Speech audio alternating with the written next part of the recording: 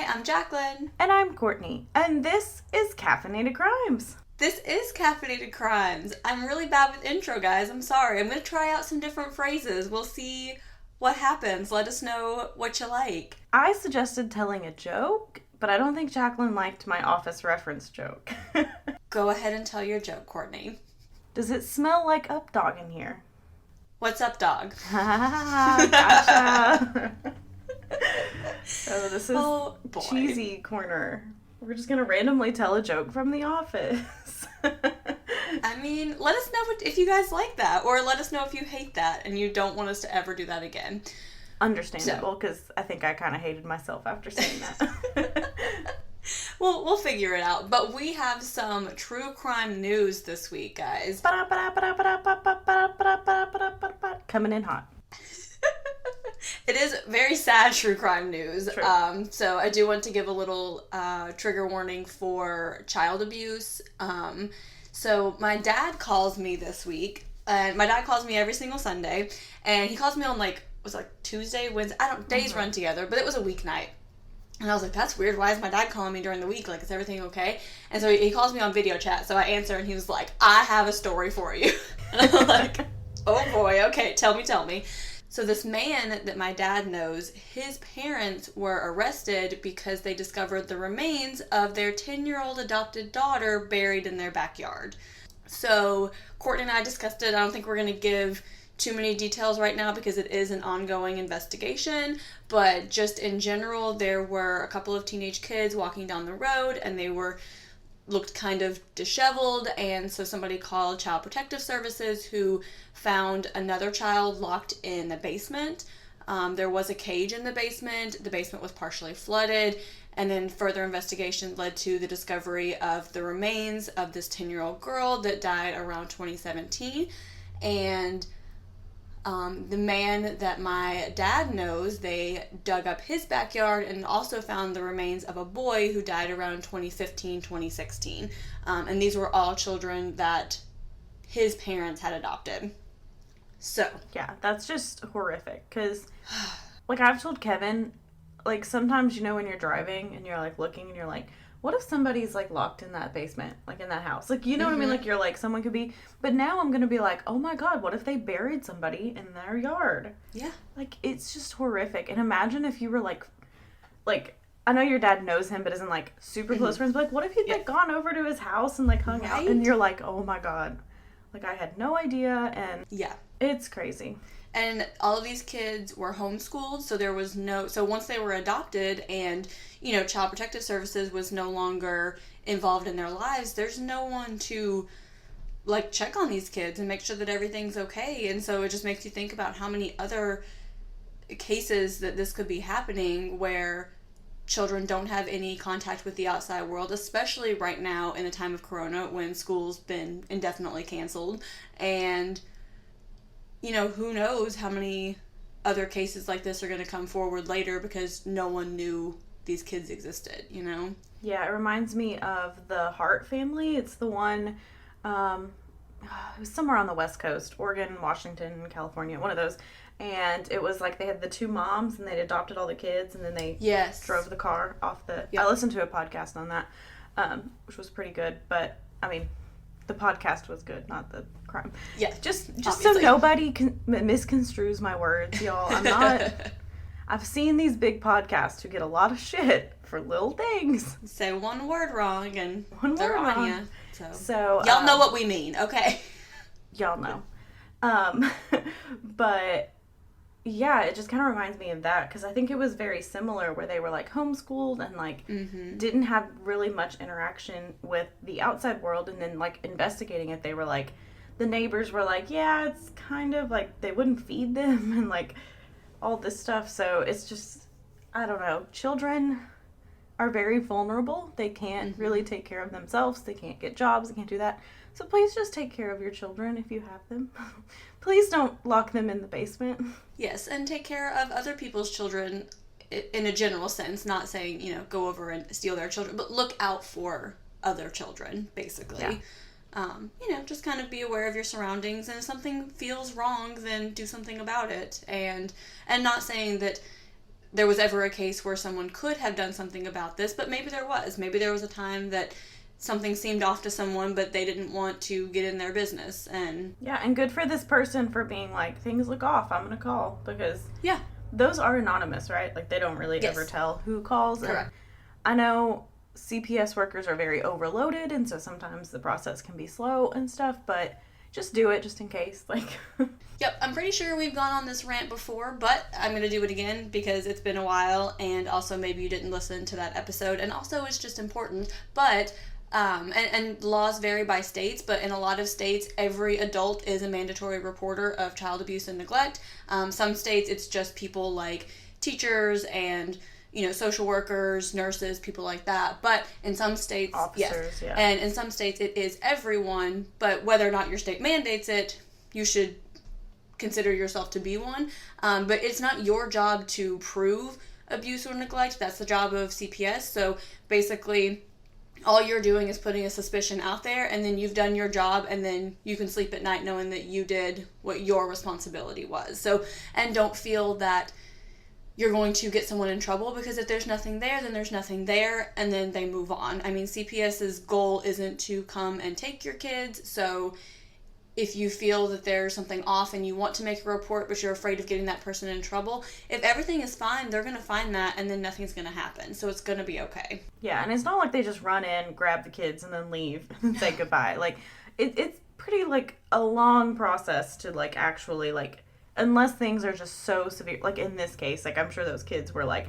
yes, okay, nope, we're going to take you out of here. Absolutely. In which case, you're glad that you called and did so. Yeah, but, I mean, most times, like, it takes many visits, it takes many, like, stuff like that, and, you know, all that. So just look out for people. So that's our little rant. Yes, I have a lot of firsthand experience in this with my career, and it does not happen quickly, or most times at all, that they take the children. So just keep that in mind.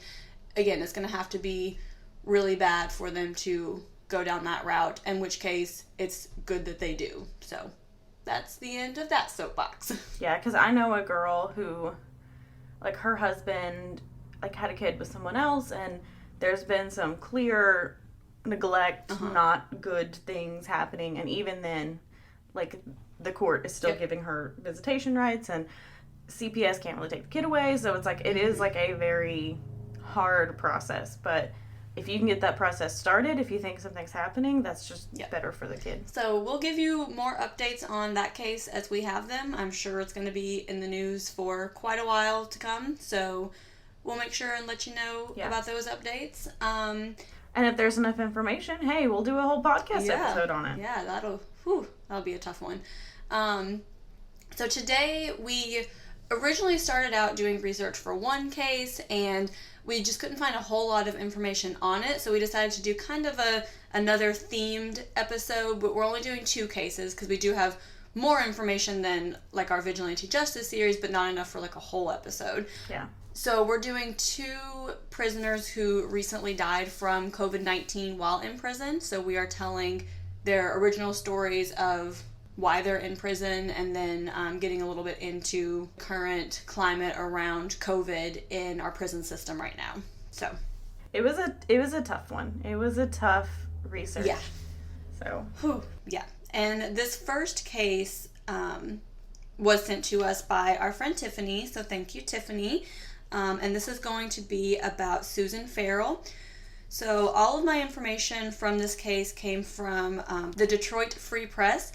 So the first article is the original article from when this happened in 1989, and then a couple of articles recently about her death. So at 1:30 a.m. on April 14th, 1989, in Oakland County, Michigan, a man named Terry Farrell is bludgeoned to death in his bed by a sledgehammer, and it took between 4 and 8 blows to kill him. And when the police arrive, his wife Susan is covered in his blood and tells police that she woke up to an intruder murdering her husband while they were both in bed, and then the intruder left. So at the time of the murders, in the home, there was also Susan's 23-year-old son, who is currently an unemployed former Marine named Robert Baker, and her 14-year-old daughter, Tara Farrell. So Robert is her son from her first marriage, and then her daughter Tara is her and Terry's child together. So Robert's girlfriend Teresa speaks to the police after this happens and tells them that Susan's husband had been abusing her and that Susan and Robert had been conspiring together to kill him for about 2 months. And Teresa tells police that she was waiting outside the house in Robert's car the night that he came out covered in blood carrying a bloody sledgehammer, and that they drove to a gas station in Macomb County, which I looked that up on Google Maps, and it's around 40 minutes away from Oakland County. So they drove to a gas station there so that he could change clothes, and then they drove to the Clinton River where he dropped the sledgehammer in the water. So police go and investigate, and they do recover the sledgehammer where Teresa said it was. So then Susan and Robert are both arrested on first-degree murder and conspiracy to commit murder charges. Robert was also arrested for the unrelated statutory rape of a 13-year-old. Ooh, how old was he? Did you 23. Say? Ooh, no, that's not a good look, Robert. Not a good look. And Courtney, I don't know if you know this, but at what age do they consider switching it from, like, forcible rape to statutory rape? So, it depends. Okay. There's a lot of different little levels. Usually, statutory rape, which I find weird, that's usually like a 3 to 4 age difference. That was my understanding. Like, so if like a 21-year-old with like a 17-year-old, stuff like that, where it's a little still abusing your power probably, but still kind of like, well, you could have been in a relationship kind of thing. If it's a 10-year difference, that should have been like aggravated statutory rape, aggravated sexual battery, something. It should have been higher. That was my thought. But that is in Tennessee, and this is what year? This is 1989 in Michigan. 1989 in Michigan, so probably it was lesser, I assume, because I feel like in the past it was always just like, whatever. Like, yeah, so I'm just like, did this 13-year-old be like, oh no, like, he's my boyfriend, I had sex with him, and... Yeah, I'm not sure. I'd have to look up the laws in Michigan and see, but I know in Tennessee, usually just statutory rape is like 3 to 4 year age difference. So yeah, and maybe it's something that they pled down later. Like, it doesn't really say. That's true. Also, yeah. What he was initially arrested for. I don't know. Especially if the victim like didn't want to come forward, or he just took a plea deal because he was like, yeah, whatever I'm gonna get if I go to trial is like 10 times worse. Yeah, true.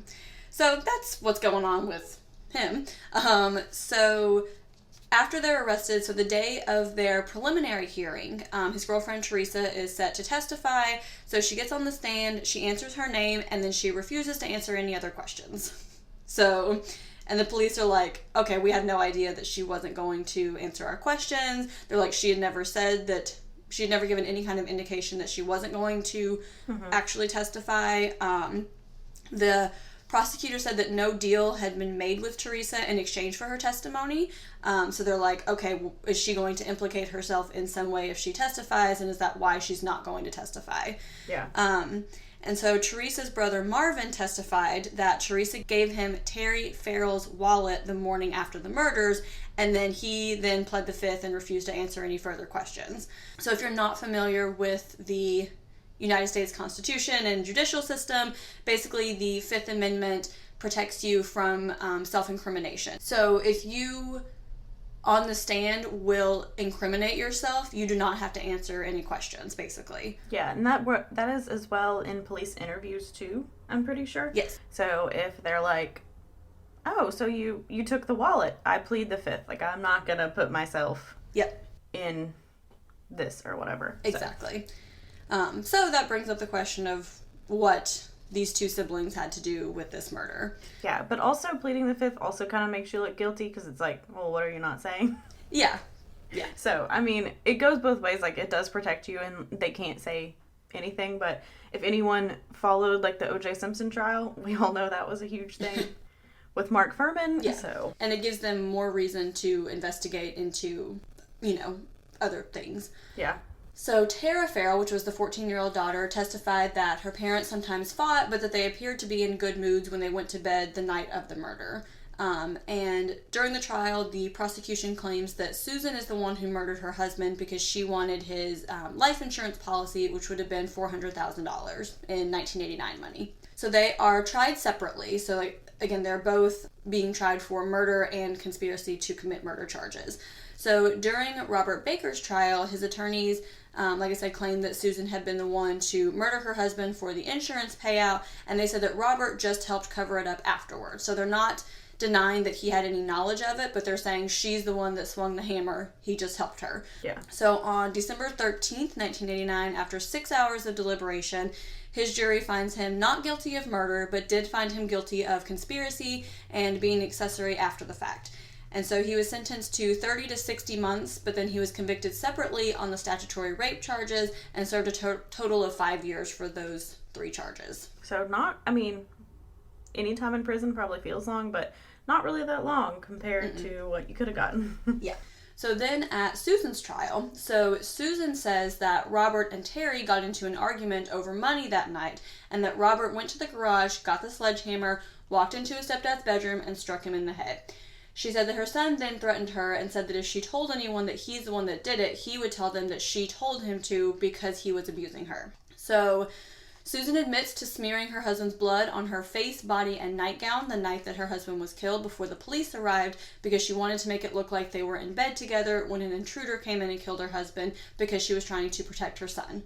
Which also is just kind of a bad story. Like, if an intruder comes in and kills your husband while you're in bed with him, he'd probably kill you too. Yeah, like why would he not? I'm not telling people how to make up stories, but it just seems like kind of iffy, to be like, we were both there and I'm fine. It's like, really? It's like, oh, he saw I was awake and he ran. I don't know. But, I mean, if this is what happened, if it really was her son and she's trying to protect him, and then it makes total sense. You only have a short amount of time before the police get there. You don't really have time to think of this whole in-depth story, So on February 6, 1990, she was convicted of first-degree murder and conspiracy charges and sentenced to life in prison without the possibility of parole. And so at the time, she was either 42 or 44. I found 2 different ages on 2 different articles by the same newspaper, so I'm not completely sure, but around that age. So she did request commutation in 2018, which is kind of like a pardon, but not exactly. So basically a pardon just like completely dismisses all charges versus commutation kind of lowers the charges. So basically they're like, look, she's old, she's not going to harm anyone. Supposedly she, according to those that convicted her, she murdered her husband because he was abusive. So they're like, look, this isn't going to happen again. Can we reduce her charges so that she can get out? Because remember, she's serving life without the possibility of parole. Yeah. So during the clemency hearing, Susan said that her husband had physically and sexually abused her throughout their entire marriage, and that she even had a vaginal prolapse and a bowel prolapse after he raped her with an object. Oof. And she says that she never killed her husband, nor did she ask her son to do it, but she still claims that her son is the one that killed her husband. And at his trial, her son and his brother both testified that they had witnessed their stepfather hitting their mother, once even hitting her over the head with a lamp while she was pregnant. So there is documentation from 1989 from others that he had been abusing her as well. Mm-hmm. So during the clemency hearing, Oakland County Prosecutor Jessica Cooper said, quote, Farrell's convictions arose from her direct and significant participation in the planning and execution of the brutal murder of her husband. Her desire was to end her boring and unsatisfying marriage in a manner that would ensure that she received a financial windfall from her soon-to-be late husband's estate. Allowing Farrell to recreate her past in an attempt to portray herself as the victim in this case does a disservice to those genuinely battered women. Farrell is not a victim. She is a ruthless and calculating murderer, end quote. Whew. And again, so this prosecutor is saying now that she was never abused and she's just making this up all these years later when, again, there was documentation at the time that he had been abusing her. Were there any, medical records also? Because I know you said the prolapses, I couldn't find anything. Did she ever go... Okay. I know it's an old case, but I wasn't sure, if there was medical records showing, clearly she had things that would show that she was abused. I mean, I would think so. Like, that's not like I had a few bruises. Like, a vaginal prolapse is something that I'm sure would be documented somewhere, but I couldn't find anything that specified. Yeah. But Carol Jacobson, who is the director of the Michigan Women's Justice and Clemency Project, said that Susan was denied clemency because she was suffering from dementia. So she said that when they would ask her questions that she wasn't completely clear, or she had conflicting answers because she has dementia, and so she wasn't, able to really articulate herself. And in response to the prosecutor's statement, Jacobson said that domestic violence cases were treated much differently 30 years ago, and this case likely wouldn't have been handled the same way today. I said Carol Jacobson, but I'm pretty sure it's Carl, because now my notes say he.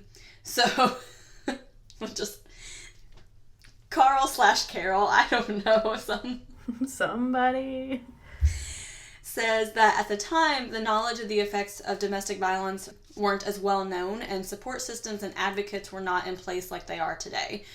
So basically, the Michigan Women's Justice and Clemency Project is saying, like, look, in 1989, we didn't really recognize battered women syndrome. We didn't acknowledge, the effect that domestic violence can have on women, and sentencing her to life in prison without the possibility of parole is extreme and wouldn't happen today. So on April 8th, 2020, at 74 years old, Susan Farrell dies at the Women's Huron Valley Correctional Facility, and she was the first female prisoner to die of COVID-19 in the United States. So she was found unresponsive in her cell, and her cellmate said that she had been alive like 5 minutes before they found her unresponsive.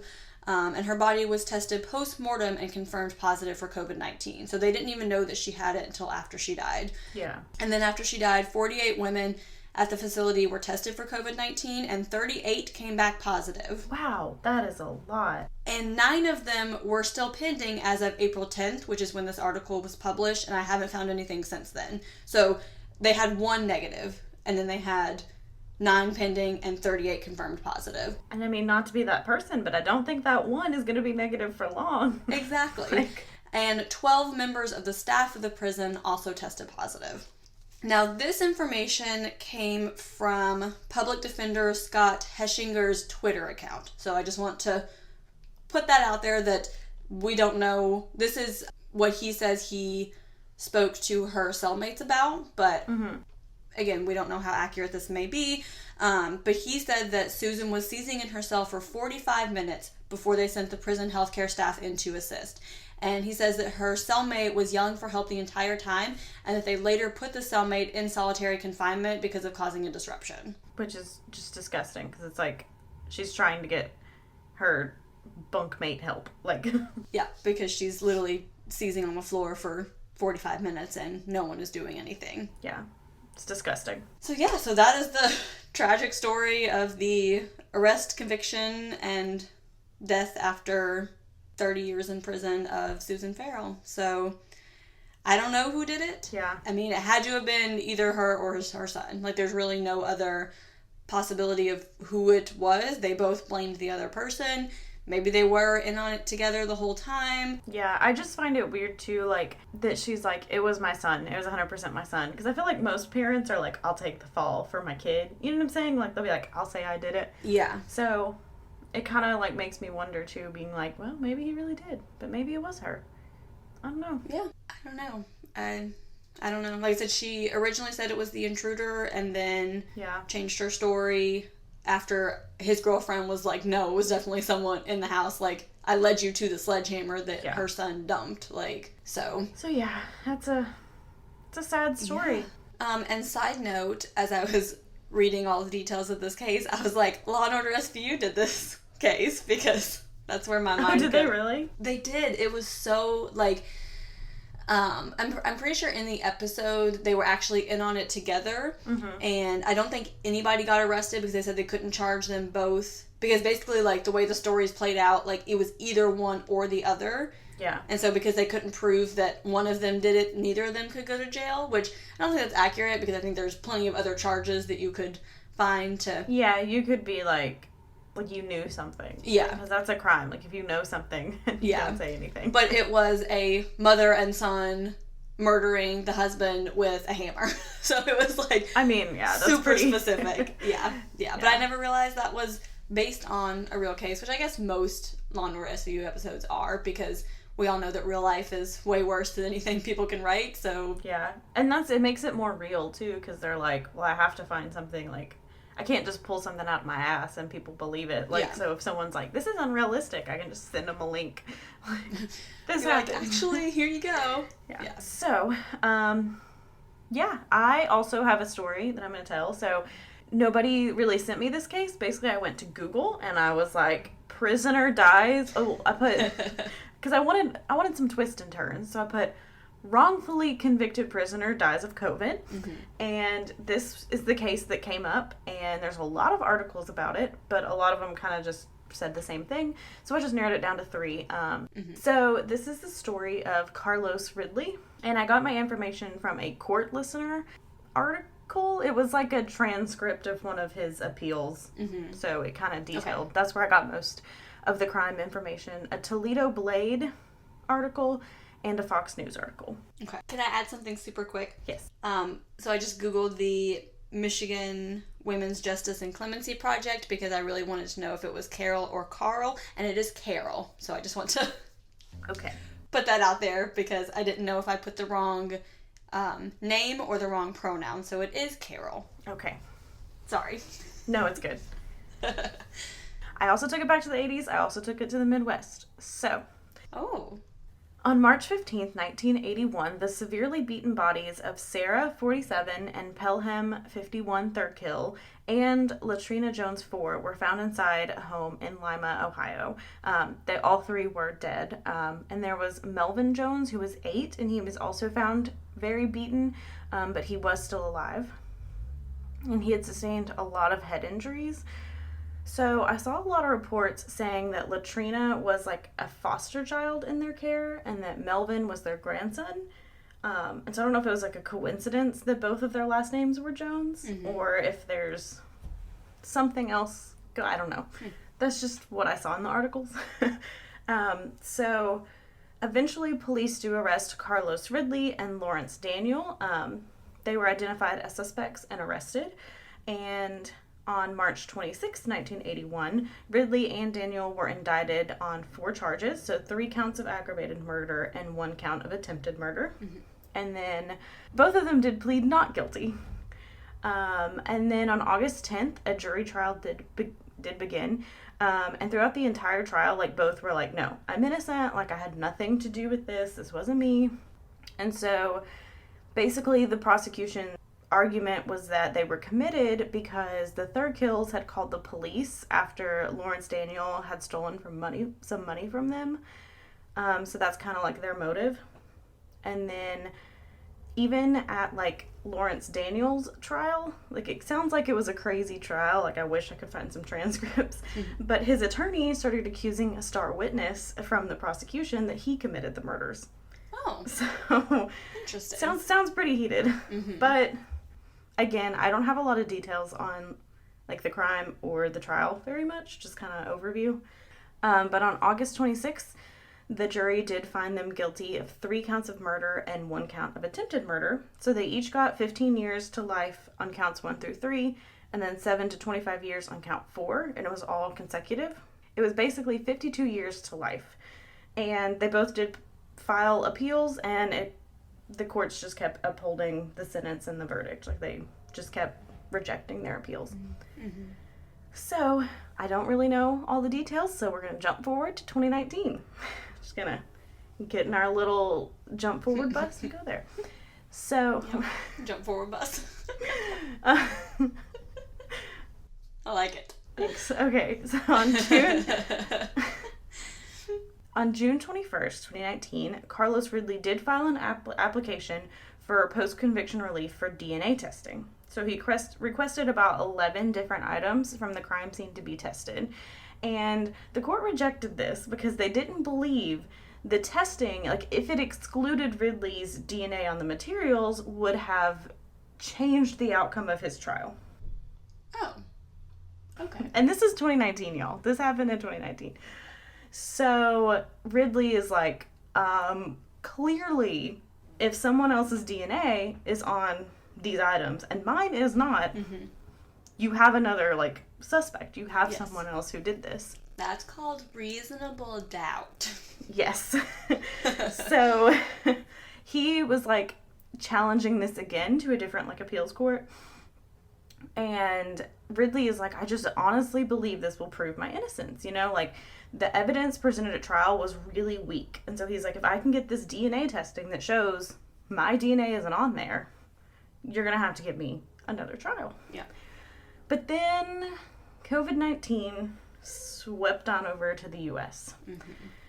So, just a little information also about Ridley's time in prison. Like, he's spent 4 decades in prison, and his time there has been very eventful. So he's had colon and prostate cancer. Oh my gosh. And he's also wheelchair bound. Wow. So he has to be in a wheelchair at all times. And his daughter talked to him on April 30th, and he's like, yeah, I've been sick. Like, these past 2 weeks have been horrible. Like, I feel like I've aged 10 years.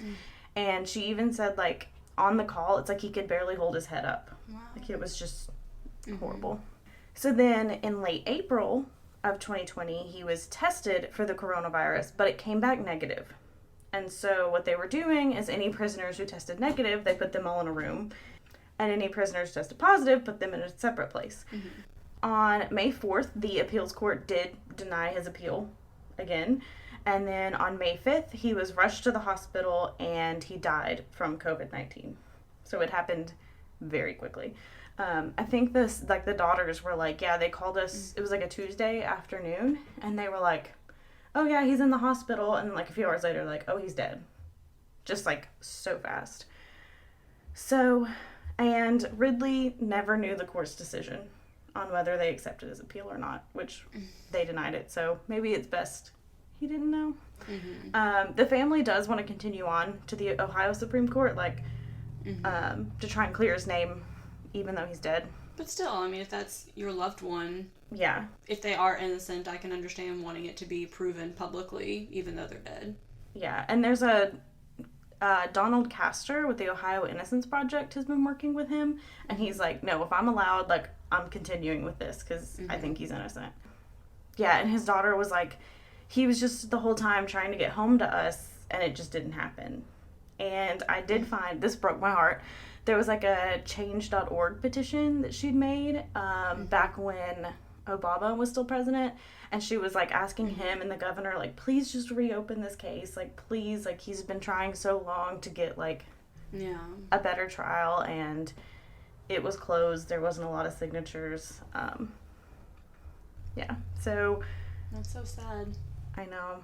And I mentioned Donald Castor with the Ohio Innocence Project. So yeah, he's gonna try to keep it going and go to the Ohio Supreme Court with it. And he's like, I'm just so confident, like, they would have granted him the DNA testing. And he's like, I honestly believed, like, this man was innocent. And he even said, like, people in the government in the United States are just too scared of prisoners to ever be compassionate towards them. Yeah. And so he's like, I just think they were like, nope, like, you killed people, don't really care what evidence there was or wasn't, like, too bad. Yeah, it's like once you're convicted, people are like, well, clearly the system is flawless, and so you must have done it, and so... Yeah. And so I don't have too much more information on Ridley because there just really wasn't that much, but a lot of the articles had this information, which I think was just crazy. So in Ohio has the country's highest per prisoner coronavirus case rate and 5th highest prisoner death rate. Wow. So at the time the article was released, it was May 11th, 45 Ohio prisoners have died of coronavirus, and 27 of them were also housed like Ridley in Ohio's Pickaway Correctional Institution. So most of them have been in this one place. And then in Ohio, 4,300 inmates and nearly 500 staff members have tested positive. Wow. Just in Ohio. That's insane. In one state. And also, at the time of this article, across the U.S., 14,000 prisoners had tested positive. Wow. As well as thousands of correctional officers. Which makes sense because obviously you can't social distance in a prison, and a lot of the stuff that I was researching this as well, talks about like they're not doing proper cleaning practices. I mean, they've never really done proper cleaning practices, but not doing it any extra now or anything like that. Also, you guys should check out the In the Dark podcast is doing a really good... I have that in my notes. Whoops. Because that's just what it made me think of with their interviews with the prisoners. So they're doing a really good series, I guess, on different cultural impacts of coronavirus. So they did one on churches and then prisons. And anyway, sorry. I'll let you get back to your story. Well, I just said shout it out. I didn't go too in depth. Yeah, and so... Donald Castor did say, like, if you're a prisoner in Ohio, you are 10 times more likely to die of COVID than if you're not. Because there's so many prisoners. That's insane. Like, in Ohio, That's insane. Yeah. And honestly, like, these numbers just keep growing. And so, like Jaclyn mentioned, like, in prison, you just have a lot of people in one area. And, like, with Ridley, like, they tested him and it was negative. So they put him in a room with all the other negatives. But clearly, he had COVID-19. So...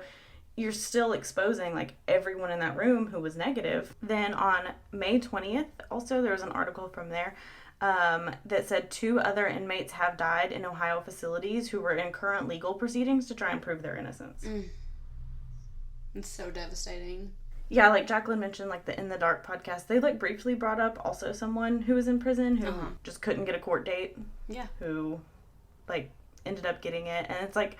there's so many, like, wrongfully convicted people, like, in the U.S. who are just, like, are even more danger now with this pandemic. Like, it's crazy because there's clearly wrongfully convicted people in prison. Like, there's no denying it. And now they could just get COVID because they're there, and it's just horrible. Yeah. And also look at all the people in jails awaiting trials right now that their trials have been postponed because of COVID. So they're stuck in this place longer because they can't afford to get out on bail, and they may not even get convicted whenever they do go to trial. So you may have innocent people who, I mean, obviously you have innocent people who are also convicted, but you may have innocent people who haven't even gone to trial yet that are still in these same conditions. Yeah. And definitely go listen to the In the Dark, all their stuff, because everything they release is fantastic, but their COVID series is really good. And also kind of on, like, the whole, like, awaiting trial thing, I know the Murder Squad brought up how it's, like, they're releasing, like, the wrong types of prisoners almost. Like, like they're releasing, like, the domestic assault ones and stuff like that. And so it's, like, well, these people are going to go and, like, terrorize the person who they were arrested for because everyone's home, you know where they are.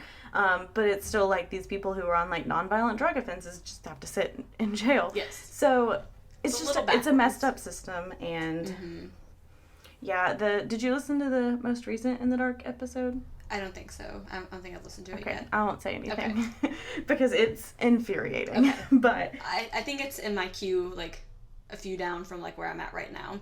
I listen to a lot of podcasts, guys, and I strategically, like, listen to them in a certain order, so I mix, like, murder and non-murder with, like, tragic and not tragic to try to... So... yeah, basically I have trouble getting into the not tragic podcast. Basically, I listen to a lot of murder podcasts, and the others, I listen to them occasionally, but they just don't hold my interest as much, I guess. I think I just get really attached to a lot of the podcast hosts on the murder ones, so... Yeah, Courtney and I talked about this the other day, and I went back and looked at, like, my app, and I was like, yeah, I listen to, like, 18 on, like, a regular basis, so... You know, so I usually don't listen to them, like, the week they come out, because I'm usually trying to get caught up on the older ones.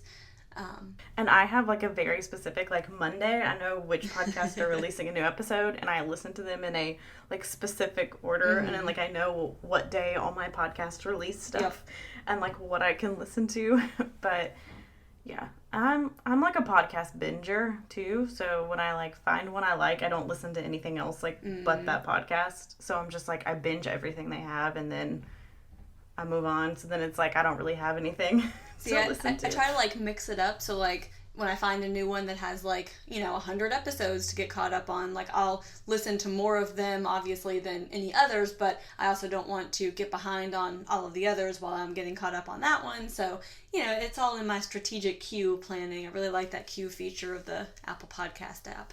So, yeah.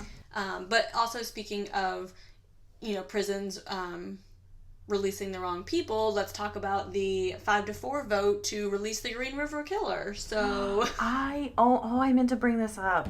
Because I was thinking how these people can't get released, and there was this petition, I think it was, from the prisoners where anyone over 50 should be able to be released basically, because they're more at danger, and basically included in that was the Green River Killer. Yep. So, Gary Ridgway, who murdered a bunch of people, could have been released. But this guy who's trying to get DNA testing, and this woman who clearly they're she shouldn't be in there for life, are just sitting there. But thankfully, one person voted against, made it 5-4.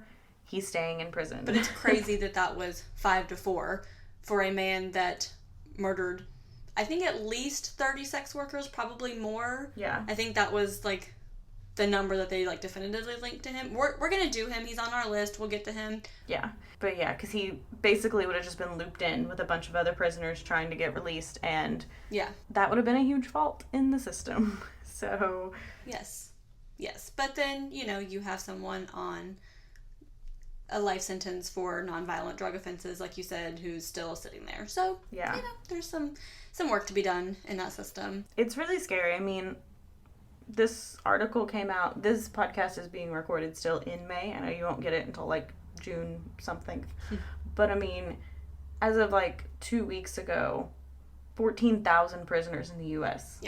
had tested positive. Yes. And that number's only going to grow. So it's just they're honestly a vulnerable population too, because they just can't get out. And the whole point of the U.S. justice system is you probably will eventually get out as long as you don't do anything too horrific. And, you're supposed to serve your time and then you get out. And now it's well, now you're just going to die in prison. So it just sucks. It does. So we'll try to... I didn't look up, other countries' prisoner COVID. I should have looked that up. All right.